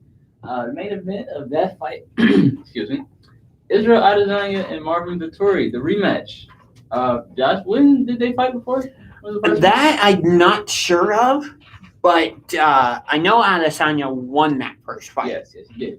Marvin Vettori coming off a win. Israel coming off a loss. I know it was in light heavyweight. He had to put on some pounds. How do you think this plays out, the rematch? So, other than UFC 260 when Stipe fought against Ngannou, the last couple pay-per-views that I've watched have been headlined by Adesanya. And I don't think we're ever going to see Adesanya face John Jones, but I would say they have similar styles. Yeah. Would you agree with that? It's similar in a way. I would compare Adesanya to Silva just a little bit more. Yeah, I could see that. But he got the build like John Jones. Yeah. Yeah. So I don't think we're going to see either fighter take the other one down because I haven't really seen that from Adesanya. I see it ending in stand up. Yeah. I'm going to say Adesanya retains his belt, but I think it's going to be close. Yeah. I don't think it's going to be a finish. Like, I don't think we're going to see a TKO or KO. I always get TKO is like when the referee has to step in and stop the fight. Is that correct? Mm-hmm. Okay. Technical knockout. Okay. But that's not the only title rematch on the card. We also have Davison Figueiredo taking on Brandon Moreno in a rematch of their epic flyweight title fight at UFC 256. I'm going to go Davidson on that one. I'm going to take Moreno. All right, we're going to have something to talk about next week then. Because that fight was extremely close. They both took it after each of them fought at UFC 255. So it was like a 4-week difference. Yeah. Or 4-week training camp. So they didn't really have a full training camp. Now they know what their opponent's going to do. So I think that's what makes rematches so interesting to me. Yeah. Is like you fought them once or maybe you fought them twice. So you know what your opponent's going to do. But I know there's one fight you're particularly interested in. Nate Diaz? Yes, of course. Nate Diaz versus Leon Edwards at welterweight. I'm a huge Nate Diaz fan just because I can't say it on air, but he's a bad guy. Yeah, but I can't say it. Yeah. Bad MFer? Yeah. Yes. Yeah. Although he does not hold the BMF belt. Jorge I know, Masvidal does. I want them to run it back too. We'll get to that later on. But this fight. Quick thing. Did you know this will be the first 5-round fight that's not a title fight or a main event? I did not, but Nate Diaz said he sees every fight as a title fight, so that's how I'm going to see it. Okay. That's the right attitude. It's the I right love mindset right there. Yeah. I like Nick. Yeah, I like both Diaz brothers. I like Nate more. I like Nate more because he's more of a BA. I don't see Nick as much of a BA. I just like his attitude. I don't really care. I'm going to do me. Do you remember the press conference Nate and Connor had where Connor shows up late and Nate starts? Was it Nate that started throwing water bottles at Nate, or was it Connor? Nate threw the first one. That's what I thought. And then Connor just started throwing them from the table. It's going to be a good card. It will be. Those 3 fights are the ones to really watch. The rest of the card, it looks good, but What are the other fights on the card, on the pay-per-view? The main event, so it has Paul Craig versus Jamal Hill. I think that's how you say his name. That's my first time seeing him. He's 8-0 though. Okay. What weight? Light heavyweight. Oh, okay. Also, Damian Maia versus Muhammad. Oh, Bilal Muhammad. Yes. That's how you say his first name? Yes. I didn't want to butcher it. Yes, it's Bilal Muhammad. The only reason I know that fighter's name is because he was in the main event against Leon Edwards, and I think the fight had to be stopped because he got poked in the eye or something like that. Okay. Yeah, it's going to be a good card. Oh, also in the early prelims, you got Chase Hooper. He's an up-and-comer, if you know who that is. Mm-hmm. I like him. So I'm going to watch that early prelim, and then I'll stream it, to see the rest. Yeah, stream it. Yeah, stream it. But we also have Floyd Mayweather against Logan Paul. Oh, my God. All right, Chirk. All right, I'm Chirk. going to lead it off. So basically, from what I heard, Logan Paul brought a $1 million card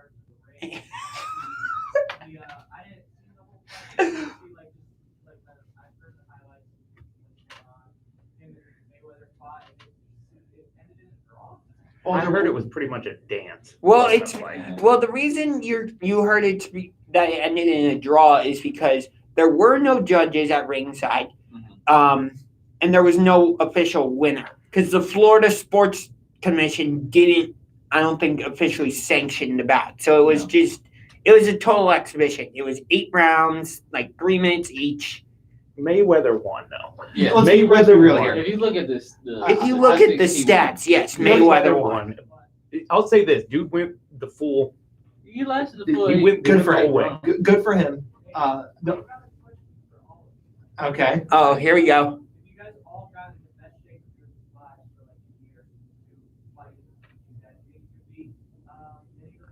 No, I'm gonna say yes because I already do. Yeah. Yeah. So, yeah.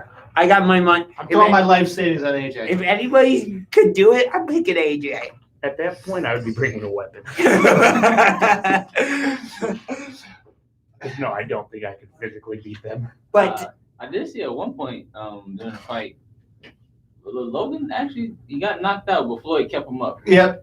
That was like A couple things I saw on this though, where they were saying that it was a very much a Floyd Mayweather fight. What they call his other fights, Pretty much. and also they pretty much said after this, you can take any thought you have of Mayweather versus Jake Paul and throw it away. It's not happening because it would be pointless for Mayweather at this point. He needs to move on, and he might retire. I mean, who knows? he is officially retired. That's what he said. He said, "I'm not coming back to the sport." But I think if he does boxing, anything, he does an exhibition. His record's not on the line, and it's just to make millions of dollars. I Right. think it'll be exhibition. Yeah, just he do would that. only do exhibitions. And the one thing I'll say about this fight is I saw clips on Twitter because I'm too cheap to pay for this charade that was on. Oh, I didn't waste my money on this. That was put on here. But I saw Logan got a couple of good hits in, He got a couple which of good good for him. Yeah, But a lot of the highlights were Floyd Mayweather doing Floyd Mayweather things, which was making the other guy look like a fool, then connecting with one hell of a punch.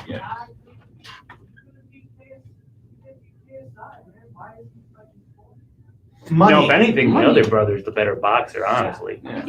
yeah. Well, I would love to see Connor and Floyd running back because that first match. I don't know if you guys watched it, but I did. I really But you enjoyed. want to know how I watched it? Somebody had it on Instagram Live, and I just joined it. I actually really enjoyed that match. Connor looked good in that ring. No, he didn't. He got gassed out. I agree, but I'm saying early on at least he looked good. I don't think Connor looked that good, and Floyd was just toying with him. In the later rounds, yes. Early on, he was no. toying with him the entire time. He knew what his game plan was. Floyd was going to do his thing, which is go around the corners of the ring, let someone who's going to be way too aggressive, Connor, gas himself out, then beat the crap out of him. Yeah, Because Connor didn't know how to box. We know that. that's been his game plan in most of his MMA fights, But though, is to box. MMA fights are significantly shorter than boxing matches. That's true. Yeah. Right. Yeah, like 4 rounds of 5 minutes. Boxing's 12 rounds. 3 minutes each. Put the try. Why? Chirk, Why? Chirk, can we just cut off your microphone? All right, you got one more fight thing on here. You got some wrestling here. Yeah, so WWE SummerSlam is going to be August 21st, which you talked about this fight a couple shows ago. Mhm. It's going to be the same day as Errol Spence against Manny Pacquiao. So what I've heard WWE is going to try and do is end their show just in time for fans to leave SummerSlam and get over to T-Mobile Arena, which I think is where the Pacquiao Spence fight is happening. I could be wrong. It's in Vegas. Yeah, both events are in If Vegas. it's not at the T-Mobile, it's probably at MGM. It's gonna be one of those two. Yeah, because SummerSlam's at Allegiant Stadium. Mhm. So what do you think about that? Do you like that WWE is doing a big event at the same time as a big boxing match like that, or do you wish they were on separate? I don't mind it. I don't think those are two different things that can't really compete together. They're not in competition with Yeah, each other. it was like MMA, didn't yet, but since it's WWE, I don't really see a big deal with it. Yeah. it's going to be like WrestleMania was WWE's like test run of having fans back. SummerSlam is going to be like their big like welcome back WWE And universe. SummerSlam is one of my favorite pay-per-views. And they chose the right place to do it. Vegas. I was in Vegas a couple weeks ago. What's COVID? Right. That's what Vegas I was. swear to God, yeah. That's what Vegas was. I was there last year. Nobody knew what COVID was, I guess. So People weren't wearing masks. They weren't social distancing. But that's kind of what I expect, and that's kind of what's kind of happening around here now. Yeah. But it was just like, how do we be careful just a little bit? yeah.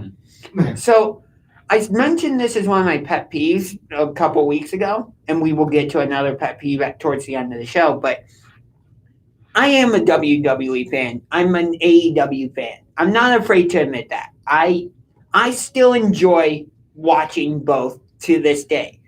I don't like it when, even though I know it's fake and you know all that, I don't like it when people tell me that because I want to be able to like Enjoy the story, yeah. yeah, I want to enjoy the story. Decide if I support the wrestlers involved in the story. Like, Roman Reigns is supposed to be a heel. We're not supposed to like him. I choose to support him. So I love wrestling. It did, but that's a longer discussion that we can have a different show because we got to hit to a commercial now, and when we come back, we're gonna have a quick hockey playoff update. Then my new favorite segment of the show, Random Cleveland Sports Athlete of the Week. All right, no.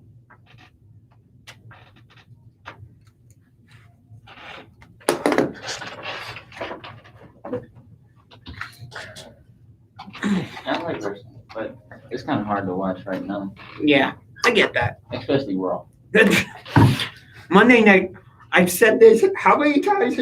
Every single Tuesday, you come into class and you go, Raw sucked last night. I'm like, does Raw just suck or what? 'Cause you Yeah, suck every Sucks week. now. Don't watch it. Don't waste your time. I remember Raw was just the show. SmackDown would be okay. You'll get a couple good shows. This Teddy one came out and said Undertaker was fighting. Now SmackDown is just, SmackDown is awesome. and then Raw is just. Yeah. Like they had Shayna Baszler, who looked like a straight up monster in her feud with Becky Lynch. Shayna Baszler's now destroying a doll.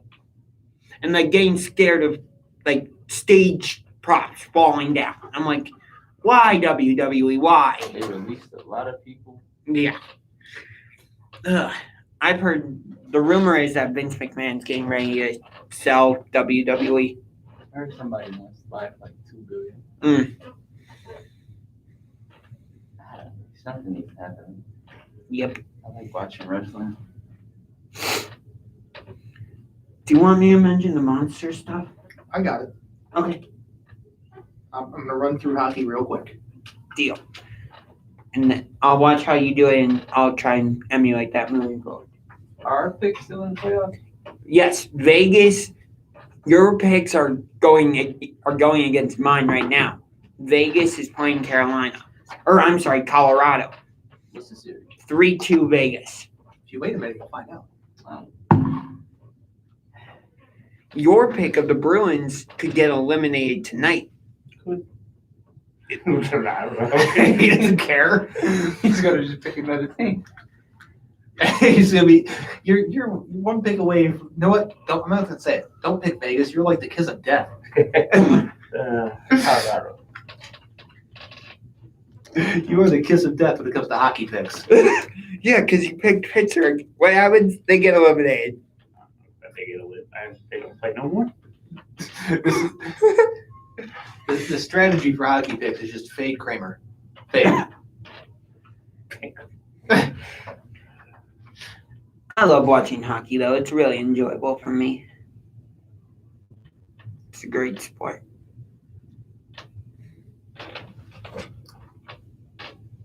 We are back here on So What's the Catch, and I got a quick Stanley Cup playoff update for you. The New York Islanders lead the Boston Bruins 3-2, with the Islanders having the chance to advance this evening. The Tampa Bay Lightning finished off their series with a win over the Carolina Hurricanes, and they will play the winner of New York and Boston. Meanwhile, over in the Western Conference, we got the Vegas Golden Knights, who defeated the Colorado Avalanche 3-2, with Vegas leading the series 3-2. The winner of that series will play Montreal after Montreal completed their sweep of the Winnipeg Jets. Meanwhile, back here in Columbus, the Blue Jackets get the 5th pick in the 2021 NHL Draft. This is the first time that the Blue Jackets missed the playoffs since 2016. And here in Cleveland, the Monsters were placed back in the North Division after being in the Central Division last season due to COVID-19 restrictions. And this Friday will mark the 5-year anniversary of the then Lake Erie Monsters winning the Calder Cup Championship. That is it for hockey. Any little notes here? Vegas, our pick, going strong. I just want to say something. I feel like it was last show or 2 shows ago. Josh said your Vegas Knights better bring their A game. Oh, they brought their A game. Yep, they did. I will definitely give them credit. All right. So yeah. Anything other notes? Go Bruins. Go Bruins from Kramer. I'm trying to resist jumping over the table right now because I'm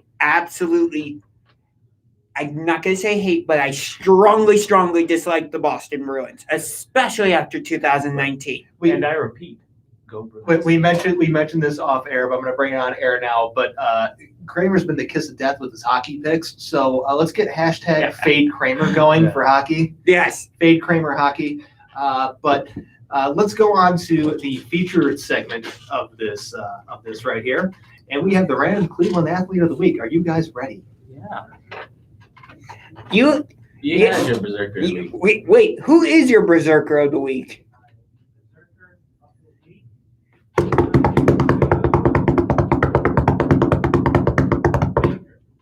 Okay. Why? All I right. thought he was already Berserker of the Week. Yeah,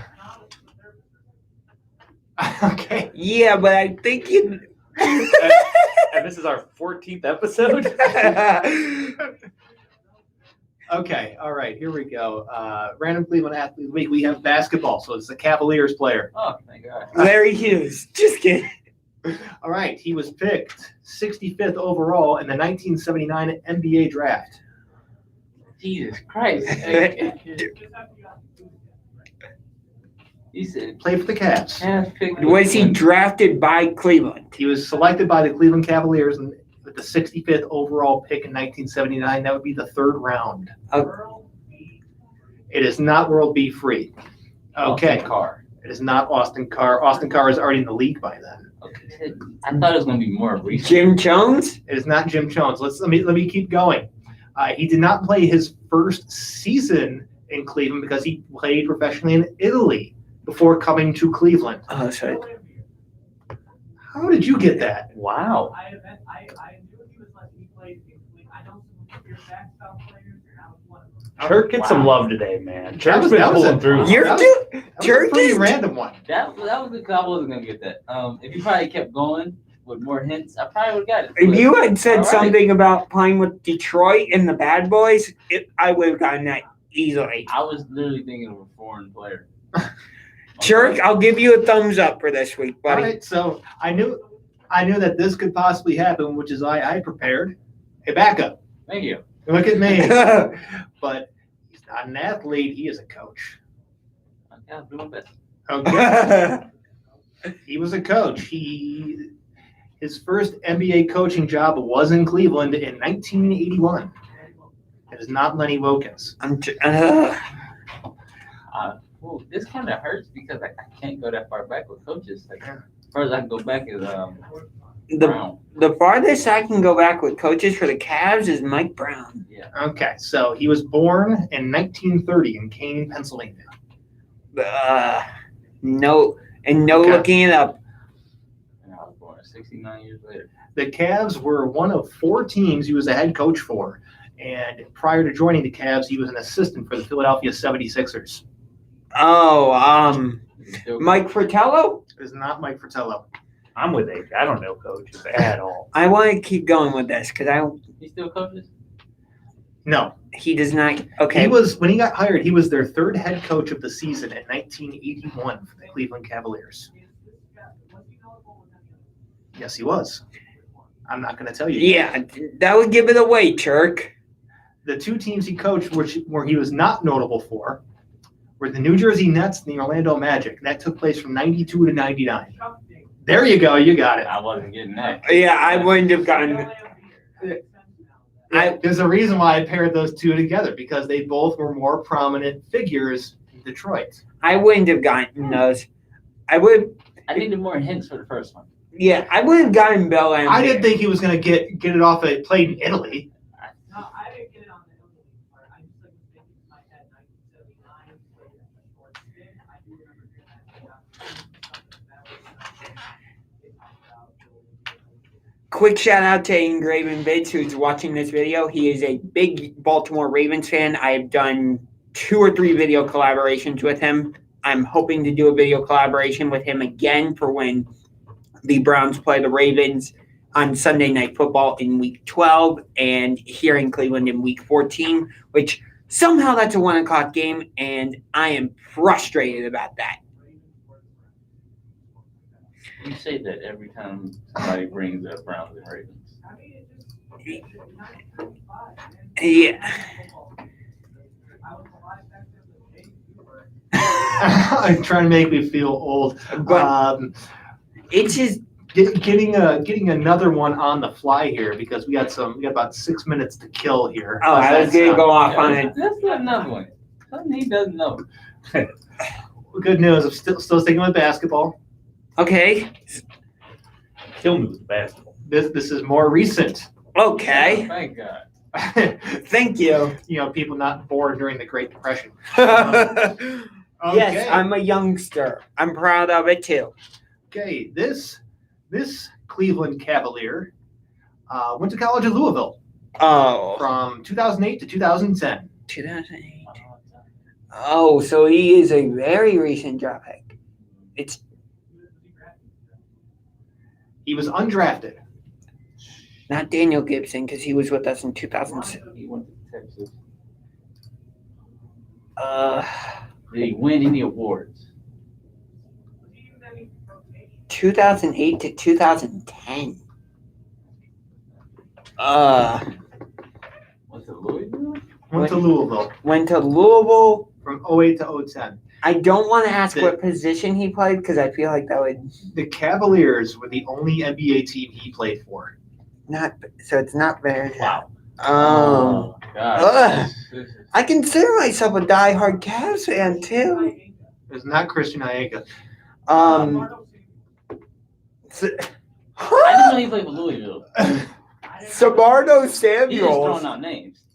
Samardo Samuels had 109 games played with the Cavs, starting 11. He averaged 15.8 minutes per game, and that got him 5.9 points and 3.4 rebounds a game. I'm just gonna give Chirk a round of applause. I know Samardo Samuels. I just didn't know he was from This Louisville. is some pretty impressive Cavs knowledge from Chirk in there. I consider myself a diehard Cavs fan as well, but Oh, he only played for us? What's Yeah. that? He only played for the Cavs? Oh, I love the Cavs. Sure. 2010, 2013. hey, Chirk, you and I can be diehard Cavs fans in different ways. Cool. Yes, exactly. All right, I got I'm another. glad we settled. Yeah, I can get you one not basketball related. Give me 1 second. He took the lead. He's now 3. 2 wins. Jesus. I'm losing the Chirk. At least I have one on the board. You gotta get Kramer one right here. Yeah, Kramer, Alright. you need one. Well, I was doing the quiz earlier, but okay, I'll try to. And I'm not good at all with basketball. Okay, good news. We're going football. All We're right. going I Browns. dig this. Okay, Recent? it's last 15 years. Okay. Okay. All right. I said, if you Braylon say 40s, Edwards. I'm out. All right. Otto Graham. He only played 5 games for the Browns. Chancey Stuckey? No, 3 games. 3 games for the Browns during the 2007 season. His number was 5. Charlie Fry. Not Charlie Fry. Not Ken Dorsey. 2007 season. His number was 5. Peyton Hillis. No. No, Peyton Hillis was number 40. He is best known for his blonde handlebar mustache. Oh. Not Charlie No. Whitehurst. I know exactly. Jeez, his name's on the tip of my tongue. He was the last player in the NFL permitted to play with a single bar helmet. What? This is going to be good. Kramer is going to let him have it. Because I saw this in an article, I feel like just a couple weeks ago, but I'm not remembering. He was a punter. Oh, He should know this. He always talks about punters. Not Zastadil. not Bill. Remember, he only played 3 games for the Browns. Not Cundiff. Not Cundiff. Oh.